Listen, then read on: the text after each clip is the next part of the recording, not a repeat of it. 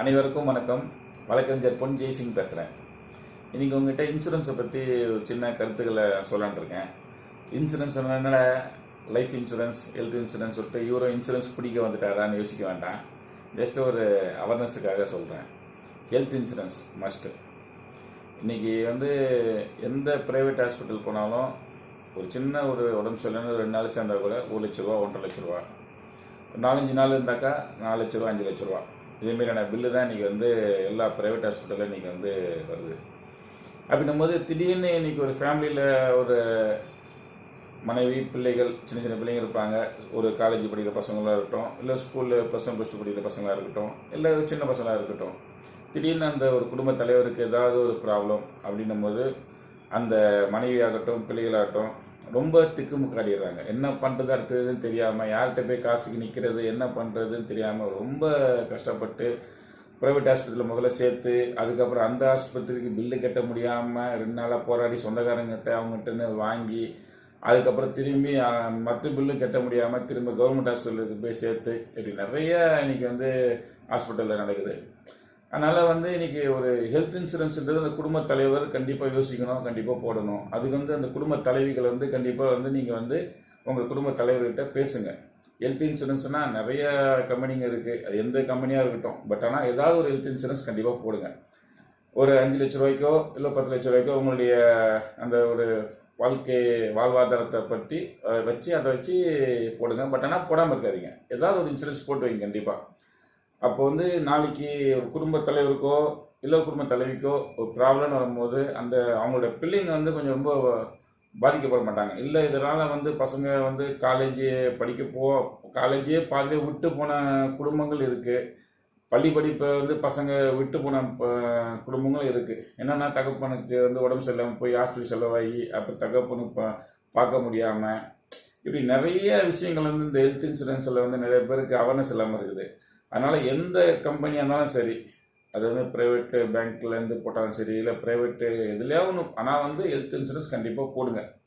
அது வருஷத்துக்கு கட்ட வேண்டியது இருக்கும். அது ரொம்ப பெருசாக யோசிக்க வேணாம். நம்ம எவ்வளோ செலவு பண்ணுறோம். ஒரு நாளைக்கு ஒரு 2 டீ குடித்தா கூட டீக்கு 20 ரூபானா கூட உங்களுக்கு அந்த காசை மாதம் 600-700 ரூபா ஆகுது. வருஷத்துக்கு பார்த்திங்கன்னா அந்த காசே நம்மளுக்கு எவ்வளோ காசு வருது. அதுமாதிரி ஏதாவது ஒன்று மிச்சம் பற்றி நம்ம அந்த குடும்பத்துக்குன்னு ஹெல்த் இன்சூரன்ஸ் கண்டிப்பாக போட்டு வைங்க. அது ரொம்ப யூஸ்ஃபுல்லாக இருக்கும்.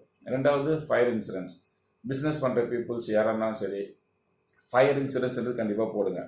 இந்த ஃபயர் இன்சூரன்ஸ் எனக்கு தெரிஞ்ச நண்பர் ஒருத்தர், எனக்கு கூட ஸ்கூலில் படித்த நண்பர், ஒரு ப்ரைவேட்டு ஒரு ஃபர்னிச்சர்னால் பெரிய ஒரு கம்பெனி, பெரிய ஃபர்னிச்சர் கம்பெனியில் ஒர்க் பண்ணார். அதுலேருந்து அந்த தொழில்நுட்பங்களை கற்றுக்கிட்டு தனியாக ஒரு ஃபர்னிச்சர் ஃபேக்ட்ரி ஒன்று ஆரம்பித்தார். ஃபேக்ட்ரினா பெருசாக இல்லை, ஒரு சின்ன ஃபேக்ட்ரி தான். ஓரளவுக்கு ஒரு 2500 ஸ்கொயர் ஃபீட்டில் ஆரம்பித்தார். ரொம்ப கடின உழைப்பு, காலை நேட்டும் போட்டு உழைச்சி அவர் மனைவி பிள்ளைகள் எல்லாம் உழைச்சாங்க. ரொம்ப நல்லா சிறப்பாக அந்த பிஸ்னஸ் டெவலப் ஆகி வந்துச்சு.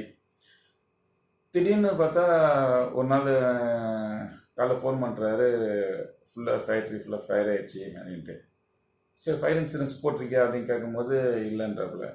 திரும்பி ஸ்டேஷனில் போய் கம்ப்ளைண்ட் பண்ணுறோம். ஸ்டேஷனில் இன்சூரன்ஸ் போட்டிருக்கீங்களா, எஃப்ஐஆர் போடணுமான்னு கேட்குறாங்க. இல்லை சார், எங்களுக்கு 2-3 பேர் டவுட் இருக்குது அப்படின்னா, அது அந்த தெருவில் பார்த்து கேமரா, சிசிடிவி கேமராலாம் பார்க்கணும். அந்த ப்ரொசீஜர்லாம் இருக்குது. பட் ஆனால் உங்ககிட்ட ஏதாவது கரெக்டான ப்ரூஃப் இருக்கா, எவிடன்ஸ் இருக்கா அப்படின்ற மாதிரி கேட்டாங்க. அது செகண்டரி பக்கம் போதுன்னு வச்சுங்க, போலீஸ் ஸ்டேஷன் கம்ப்ளைண்ட் சைடெலாம். இருந்தாலும் அவருடைய இழந்தது ஒரு பெரிய தொகை. வாழ்க்கையில் சின்ன வயசுலேருந்து ஒரு கஷ்டப்பட்டு உழைச்சி ஒரு தனியாக ஒரு கம்பெனி உருவாக்கி அது கொஞ்சம் டெவலப் ஆகி இப்போ தான் சரி வேறு இடம் தான் வாங்கலாமா பார்க்கலாமான்னு யோசிக்கிற நேரத்தில் இதுமாரி ஃபயர் ஆகி ரொம்ப சுத்தமாக ஒன்றுமே இல்லாமல் 0 ஆகிட்டார். திரும்ப பழைய நிலைமைக்கு வந்துட்டார். இதே ஒரு ஃபயர் இன்சூரன்ஸ் எதை போட்டிருந்தாக்கா இன்றைக்கி ஓரளவுக்கு ஒரு ஸ்டாக் எவ்வளோ இருக்கோ ஸ்டாக்குக்கான ஒரு திரும்பி அவருக்கு ரீஃபண்டாக வந்திருக்கும். பட் ஆனால் அது எதுவுமே இல்லாமல் போயிடுச்சு. அப்புறம் இப்போ யோசிக்கிறாரு, இதுமாரி போட்டுக்கலாமே, மறந்துட்டேன், தெரியல, யாரும் சொல்லலை அப்படின்றாரு. ஆகவே பிஸ்னஸ் பண்ணுற பீப்புள்ஸ் யாராக இருந்தாலும் சரி, அது பெரிய லெவலில் சின்ன லெவலில் ஏதாவது ஒரு ஃபயர் இன்சூரன்ஸு கண்டிப்பாக போடுங்க. நீங்களும் அது இந்த இதில் தானே பரவாயில்ல, பட் ஆனால் ஃபயர் இன்சூரன்ஸ் போடுங்க. அது உங்களுடைய பிஸ்னஸை காப்பாற்றும். அதேமாரி ஹெல்த் இன்சூரன்ஸ் போடுங்க. அது உங்களுடைய வாழ்க்கையை காப்பாற்றும். உங்கள் வாழ்க்கை மட்டும் கிடையாது, உங்களை நம்பி உங்களை சார்ந்து இருக்கிறவங்களும் ஒரு சில இக்கட்டான சூழ்நிலையில் நீங்கள் அவங்க தள்ளாமல் பார்த்துக்கலாம். இல்லை சில நேரத்தில் வந்து ரொம்ப கிரிட்டிக்கலான ஸ்டேஜ்லாம் இருக்குது. அந்த ஹாஸ்பிட்டலில் வந்து ஒரு தகப்பனை சேர்த்துட்டு பிள்ளைங்க பணத்துக்கு போராடுற கஷ்டங்கள் இருக்குது, ரொம்ப கஷ்டமாக இருக்கும். அதேமாரி ஒரு குடும்ப தலைவரை சேர்த்துட்டு மனைவி வந்து கையில் பணம் இல்லாமல் நகையை வச்சுட்டு இன்னும் வேறு சொந்தக்காரர் யார்ட்டெல்லாம் கேட்கக்கூடாது, அவங்களுக்குலாம் கேட்டு அவங்களும் யாரும் தரக்கு கொடுக்க மாட்டேன்னு இல்லை, அவங்களுக்கு இருக்குதா இல்லைன்னு தெரியாது. பட் ஆனால் வந்து அப்படியே அவங்களும் வந்து அப்புறம் பார்க்கலான்ற மாதிரி தள்ளிடுவாங்க.